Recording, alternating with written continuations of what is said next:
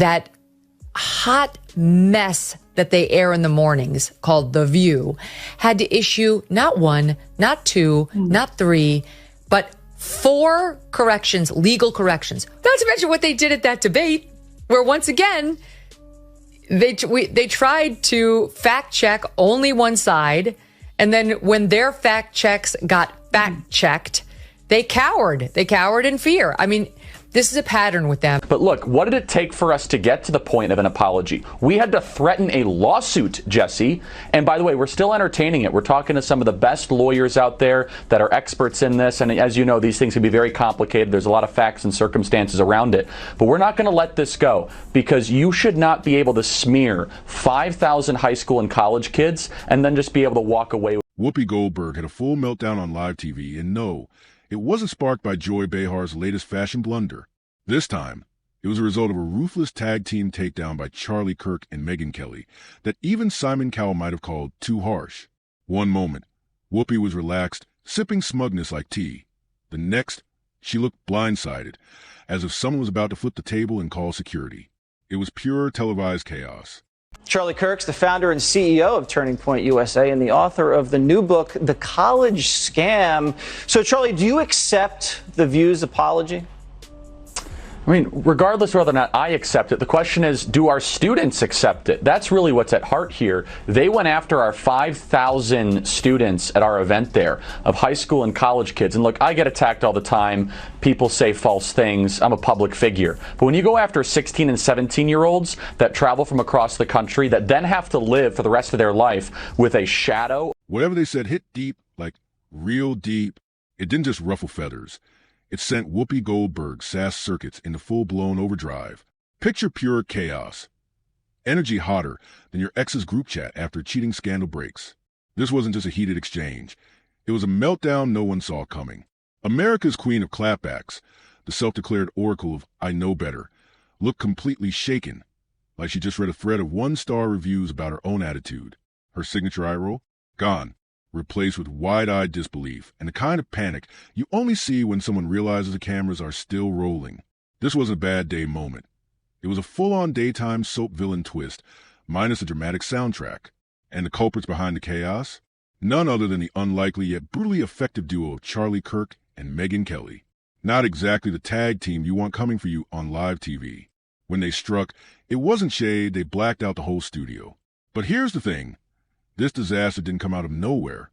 The tension has been quietly building, simmering under the surface. Now, it's finally boiled over.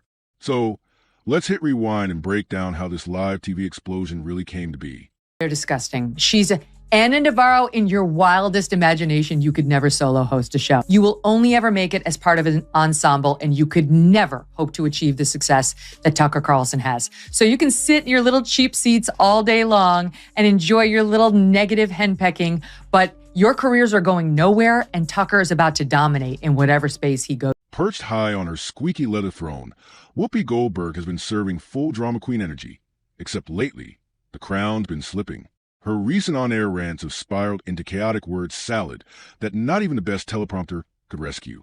Imagine someone blindfolded, juggling flaming swords, and trying to deliver a last-minute TED Talk on geopolitics before their double-shot espresso kicks in. That's the vibe Whoopi's been bringing. Every time she speaks, it's like spinning the wheel on verbal roulette.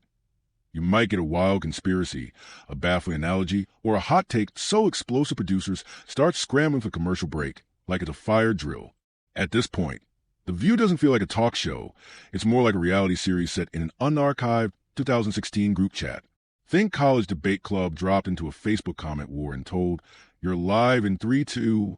The original mission of the show, thoughtful, meaningful dialogue, has devolved into a live shouting match where logic gets side-eyed and nuance is treated like it's contagious.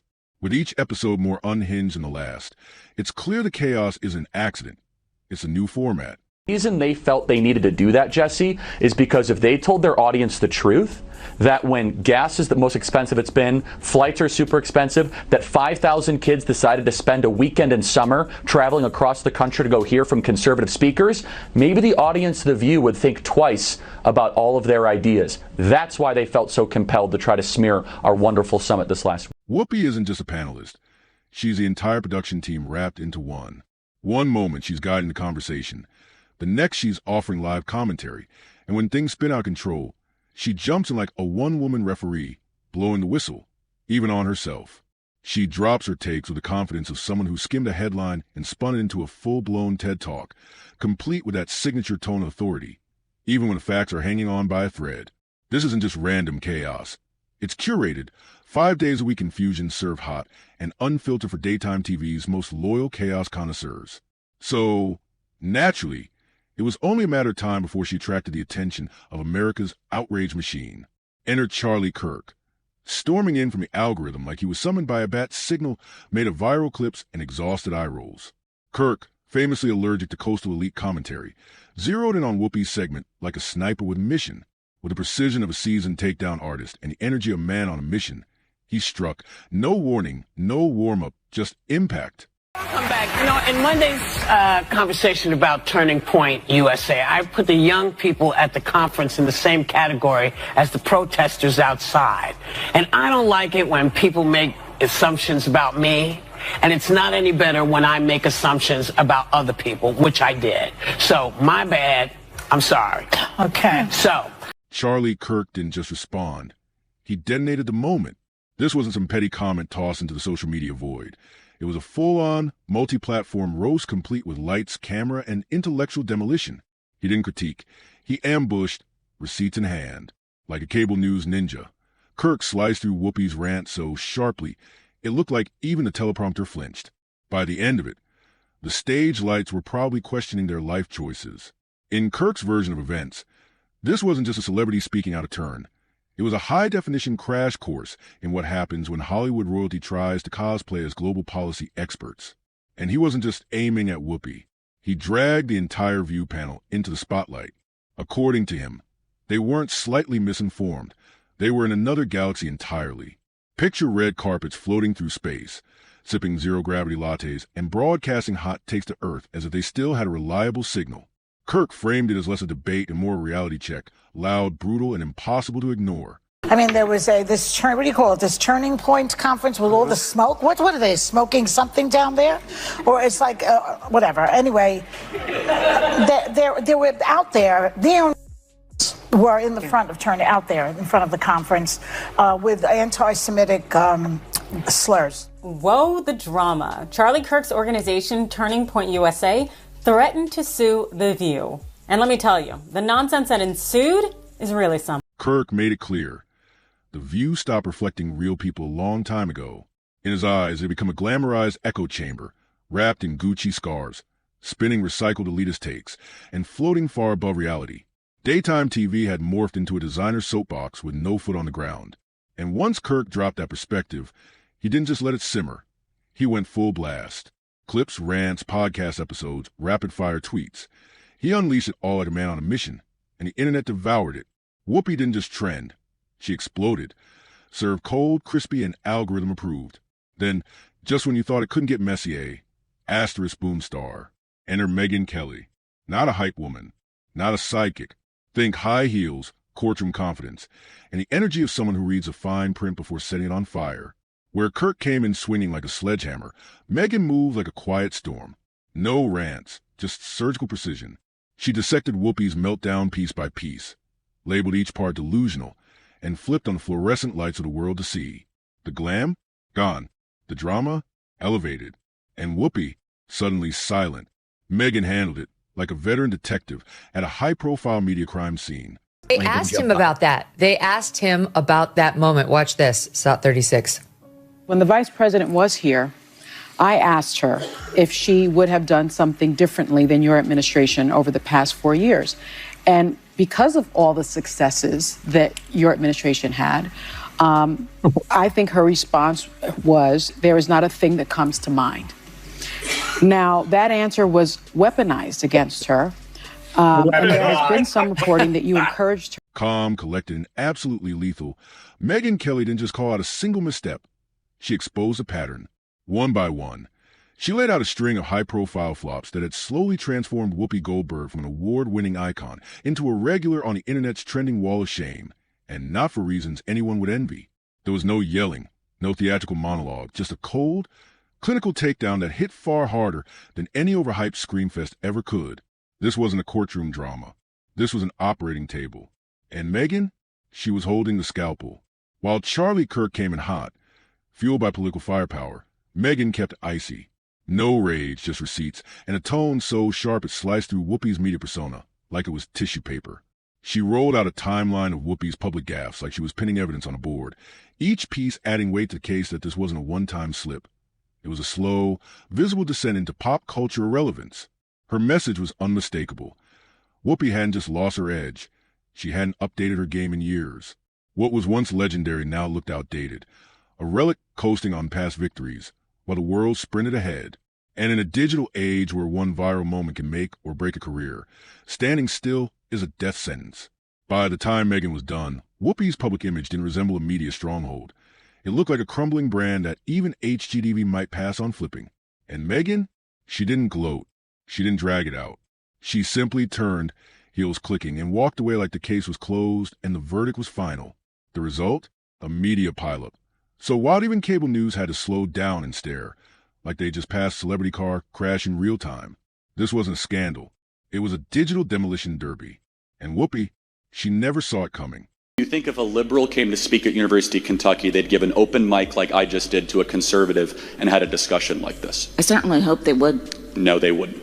Because speech is not a left-wing value. That is why they have to deploy shock troops called Antifa to go after everywhere I go. When I go to University of California, Davis next week, there has to be 120 police officers because of the threats, the violent threats of liberals that want me dead, that want to disrupt our events. There are no right-wing hecklers that come to events like this. I think it's rather clear there's one side that is trying to do everything they can to shut one side up, and one side that's trying to open up the marketplace of ideas.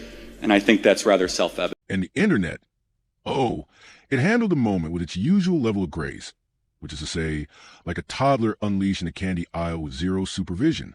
Timelines lit up, viral clips detonated like fireworks on a 4th of July clearance rack, and the meme lords clocked in early, remixing the chaos with DJ-level precision. Edits, sound effects, laser eyes, dramatic zoom-ins, nothing was off limits.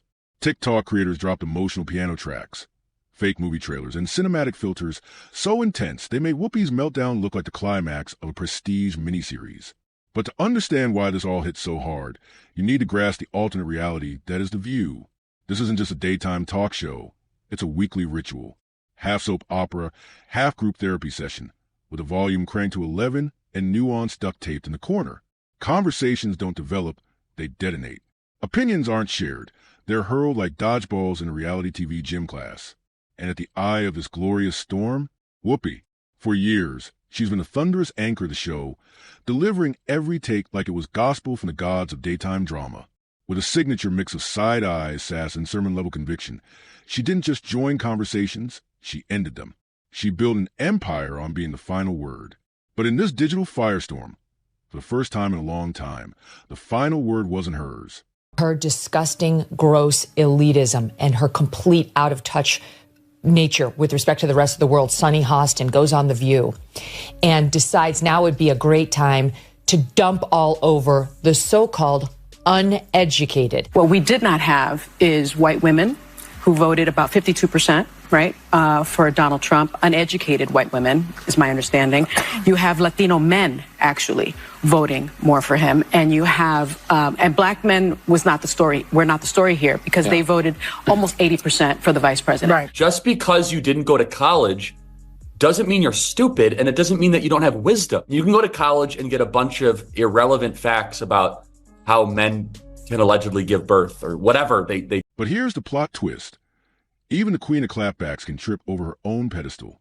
After dominating the View table for years, Whoopi's once commanding presence is starting to feel like a parody of itself. The trademark dismissiveness, the righteous indignation. What once landed like truth bombs now echo like punchlines in an empty theater. And when the backlash hit, it didn't knock politely. It kicked the door in like it had a warrant and a score to settle. Because let's be honest, no matter how many Emmys you've got, there comes a point when the audience stops nodding along and starts questioning the sermon. And sometimes they don't just roll their eyes. They reach for the remote.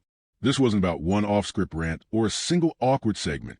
Charlie Kirk and Megyn Kelly didn't come for a moment. They came for the catalog. They dragged the receipts. pulled the archives, and put years of holier-than-thou lectures under a high-powered microscope. From fire and brimstone rants to episodes that played like rehearsals for I Know Better Than You, the one-woman musical, nothing was off-limits. And that's what made this takedown feel like more than criticism. It felt like a real-time rebrand. One day, Whoopi was a no-nonsense truth-sayer at daytime TV. The next, she was a loud aunt at Thanksgiving who steamrolls every conversation, misquotes half the facts, and insists she's just keeping it real. It was a brutal tumble. From national treasure to background noise, and the internet had front-row seats for every moment of dissent. I don't want to say too much, but we're going to have a lot of fun at the Department of Education. We're going to have a lot of fun. Can I tell you something? Like, I've had quite a few people contact me about that particular post. Like, I'm sure I have 1/100th of what you're getting, but people are contacting me about cabinet posts. I'm like, I got look, nothing. I mean, I'm actually, after this conversation, heading to Mar-a-Lago for a week. And we have a lot to sift through. And if I could be helpful, I have asked. I want to be actively involved in all things education, as you can imagine. To make matters worse, The View itself had turned into a studio version of a group project gone wrong, where everyone thought they were the genius, and no one bothered to bring the facts. What resulted was a constant barrage of shouting, zero listening, and a rotating cast that treated facts like decorative throw pillows. Cute if you use them, but entirely optional. When your whole brand becomes a safe haven for people who feel informed but never actually get informed, someone's bound to call you out. This time, it wasn't just someone. It was millions of someones, led by Charlie Kirk and Megyn Kelly, both locked, loaded, and more than ready to take down Whoopi, refusing to let her coast on old accolades and daytime clout. What followed was honestly kind of beautiful. Whoopi didn't come out swinging. She didn't clap back with some fiery monologue or sarcastic retort. She just showed up, quiet, stunned, and looking like someone had finally broken the news. Being loud isn't the same as being right. The fire was gone. The sass had flatlined. It was as if all the attitude had been vacuum sealed and shipped off, leaving behind a shell of daytime outrage and awkward silences. Even the loyal viewers started to squirm. The smug chuckles vanished. The iconic eyebrow raises were nowhere to be found.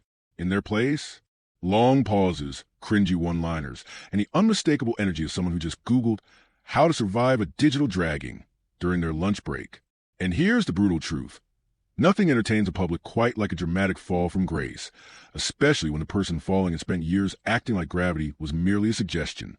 Whoopi, in all her baffling boldness, had treated The View like her own personal TED Talk, just, without any sources. What made Megyn Kelly's takedown so lethal was that she didn't paint Whoopi as some conniving villain. Nope, she chose something even colder, irrelevance. In the cutthroat kingdom of media, irrelevance isn't just a bad look, it's the guillotine. Megyn didn't scream, didn't storm off. Instead, she laid out her receipts, one by one, like a prosecutor on autopilot flipping through a folder of career lowlights.